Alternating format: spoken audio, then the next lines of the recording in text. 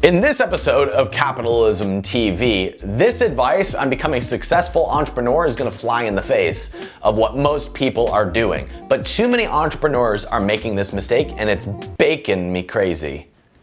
It was hilarious.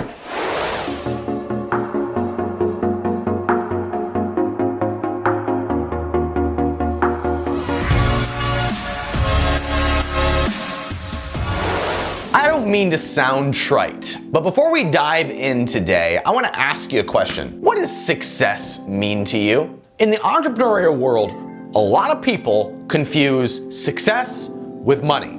Now, of course, money is part of success, but I can bet that you get into this game, that you start seeking out business opportunities, that you start something on the side, that you're looking for a better life because you want the life part, because the money is the path to living the life that you want. You want to be a capitalist pig because you want something on the other side of that. And I want to stress that right now because there's a lot of people that get into this game that make a lot of money that I would not consider successful.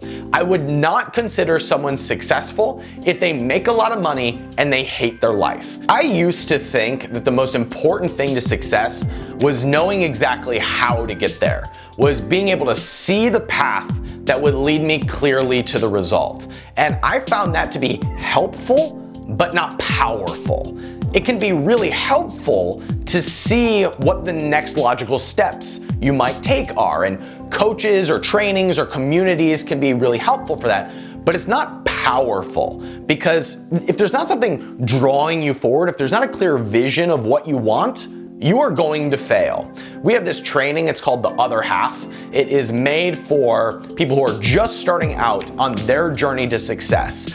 And in that training, our first lesson is about what you believe.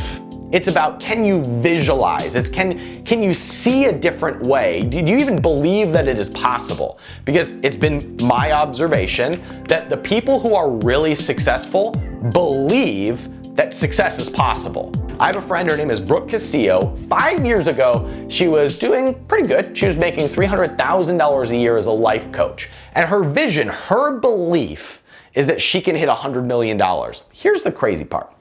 She started believing it when she was making $300K. And she made $300K for a long time. And then she was like, you know what? I think this can be more. I really think this can be a $100 million a year business. Here's a clip of her sharing that. Do you know how you're gonna get to 100 million? No. Okay. I don't need to know, just like you don't need to know about Band-Aids. Right. Yeah. But how long ago were you doing 300K a year? 4 years. But think about this. That's crazy. Let me ask you this question. So when you had your exit, you haven't revealed how much that was for, right? We know it was 8 figures. Yeah. Okay, so you had an 8-figure exit. Let's go back 3 years ago. Could you have told me how you were gonna do that? Nope. No way. You know when the recipe comes together? When you get the money. Then you know how you did it. That's all. That's when you figure it out. Isn't that crazy? You don't know how you did it until you do it. So when you're working with people, how do you, believing hard, okay, that's great. Yeah. But then what? It's not just great, it's everything. It's the most important thing. Because more important than the model. Oh, 100%, because the first model you do isn't gonna work. I need you to keep talking right now. Of course, the first model you do is gonna get you to what? 17 million, that's where I'm at right now. That same model is not gonna get me to 100. Yeah, okay. I don't know how I'm gonna get to 100. It's gonna be fun, it's gonna be exciting. So I guess what I'm asking is, how do you then figure it out? You know what you do? The next thing. And you know what's gonna happen? It's not gonna work. And then you know what you do?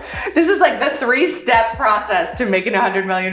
Try something, fail, try something else, fail. Like that's it. Like think of how many failures you had to go through in order to succeed. Yeah, like, so many. Seriously. So many. And how many people after the first one are just like, listen, entrepreneurship is just not for me. The internet's broken. I dare you to look up any entrepreneur who you view as successful and find someone who didn't believe it at the beginning. I invite you to look at the really successful capitalists and see if any of them were playing scared. Like, this game is hard. Like, everything's hard, but entrepreneurship is really hard. It requires you to be able to see something different and to enjoy the process of getting there. My buddy Aubrey Marcus has a company called Onnit. It's I think about $100 million a year supplement and performance company based out of here in Austin, Texas. And Aubrey just wanted to start a thing. He just wanted to have a business. And so he started selling some stuff. But along the way, he was like, I think this can be more. I think this can be more. But the real secret, I think, to his success is the fact that he knew that it was going to be a process. He knew that it had to be enjoyable along the way. He knew that he had to grow and that he had to expand and that his business was a route for him to grow and expand. And as long as he kept up with the growth, then the business would follow suit. You'll see this reflected in a lot of really successful entrepreneurs where they know that it's going to be a long process and they're committed to getting better and enjoying the process along the way. You hear Gary Vaynerchuk talk about this a lot. You hear him say, it's about the process. I love my process. I'm addicted to my process. I want the process. Can you love your process? Well, that mindset is why he is able to work as much as he does and accomplish as much as he does. Because when you know that it's going to be a long journey, when you know that there are going to be ups and downs and lefts and rights and you're prepared for that, and you know that you're going to have to get better and improve all the time, then that's when you can build something that lasts for a long time. That's how people like Aubrey have been able to be so successful. Here's a clip of him talking about that journey. Even if this business that you have gets fucking smashed, you know, you'll learn from that and you'll be better from that and stronger from that. And that experience will be something that'll catalyze and propel you forward. So whatever you're going through, like, the only way to lose is to suffer. It's really like the only way to lose. It's not to lose your business. It's not to lose. It's not any external metric. Like, the only way you lose is if you project yourself so far out of the present moment that you can't laugh, that you can't take that deep breath, that you can't smile, that you can't joke with your friends, that you can't feel good through the process. Because all there is a process. Entrepreneurship is an inside-out game. It's why I don't think that you can be successful making a lot of money and hating your life. That's not success. What is going on internally is always reflected out in the real world. It's why I see a lot of entrepreneurs who get an idea or they're selling product and they got something, they have some momentum, and then they plateau for freaking ever. They don't plateau because they're missing a strategy. They don't plateau because they're missing a person. The only reason is because the way that they're approaching it, their process for doing it, is keeping them stuck. And most of us define our processes based on what is going on inside. It's usually fears that are lingering around in our brain that are keeping us from taking the risk or being creative or building the thing that would be valuable to other people. I would be willing to bet that most entrepreneurs, most of us who are crazy enough to take the risk of starting a business with the idea that we're gonna be successful, we have things in our past that are still driving us. A really good example of this is my friend Bedros Keuilian. And Bedros is really open and public about the things that he discovered were holding him back when he had plateaued. He had been an entrepreneur, but not a successful one. Smart, successful entrepreneurs are insightful enough to say, what am I doing? What is going on with me that is causing this problem to recur over and over and over again? And then they get rid of it. They do something about it. And sometimes that can involve self-exploration or therapy or journaling or mentors or however you decide to grow. Bedros tells his story about the fact that he realized that old fears were keeping him stuck at a level that didn't match what his potential was. And when he started to address that, then the world opened up for him. Do you have an end game? Yes, the end game is to keep myself as busy as I am today because I'm one of the most self-destructive people on the planet. I am. I truly will find holes to dig in my life. And I was talking to JP about it back there. And so My end game is to constantly keep myself busy serving others until I do my 100 years and die. It's that simple. I want to leave legacy wealth. I want to obviously be the biggest donator to Shriners Children's Hospital. Currently, it's Justin Timberlake. Fuck that guy. No, I love Justin. Great guy. Obviously, there's all this money that we want to donate. We've got 108 kids now adopted through Compassion International. All that stuff is great, but all that is to keep myself sane and to keep myself from digging holes. Look, man, between the ages of 4 and 6, I was molested by 2 older boys in Armenia. When my parents decided to escape to the United States, they thought they were giving me freedom to come to this country and become whatever I want. They still don't know, they're alive, that they freed me from constant and daily molestation by 2 older boys. And when you're constantly molested between those formidable years of 4 and 6, you grow up and you have a chip on your shoulder. And the reason I went and worked with a therapist is because of my anxiety attacks that started about 6 years ago, right? And he helped me get over my anxiety attacks by teaching me 4 letters: hungry, angry, lonely, tired. HALT. When you're hungry, angry, lonely, tired, a drug addict is likely to go back to drugs. An alcoholic is likely to go back to alcohol. An anxiety, someone who's anxious is likely to have that anxiety attack. I'm like, all right, check, fixed. In 4 weeks, problem solved. As I'm walking out of his door and I'm like, bye, Kevin, see you later. He goes, Bedros, is there anything else you want to talk about? And I pretty much broke down crying, right?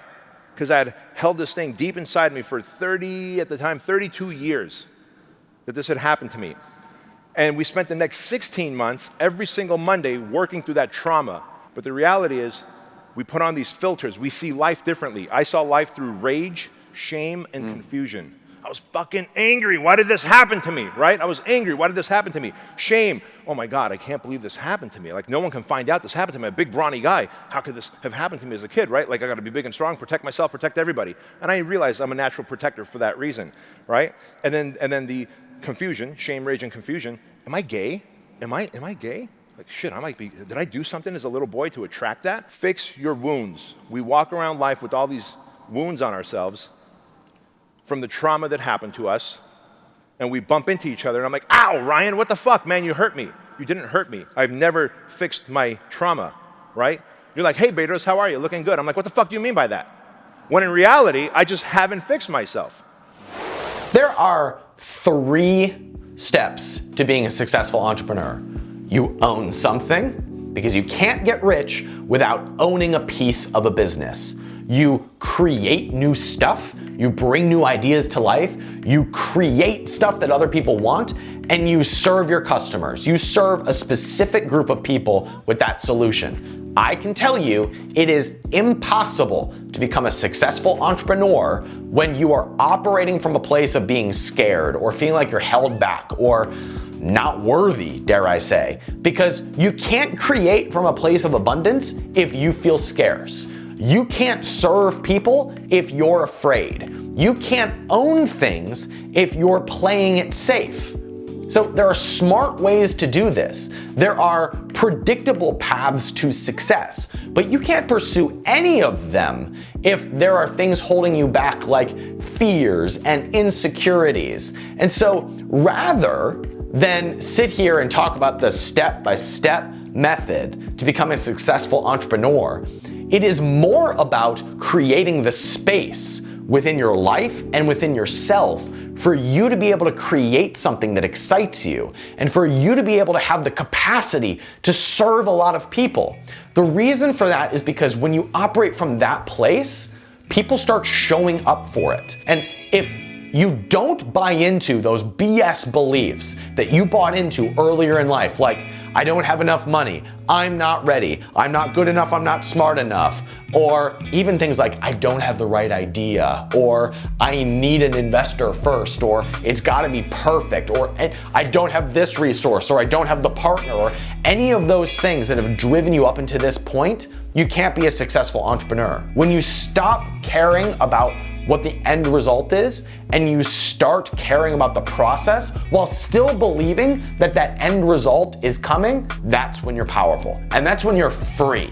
That is when you are truly free to go be and create and do and have whatever it is that you want.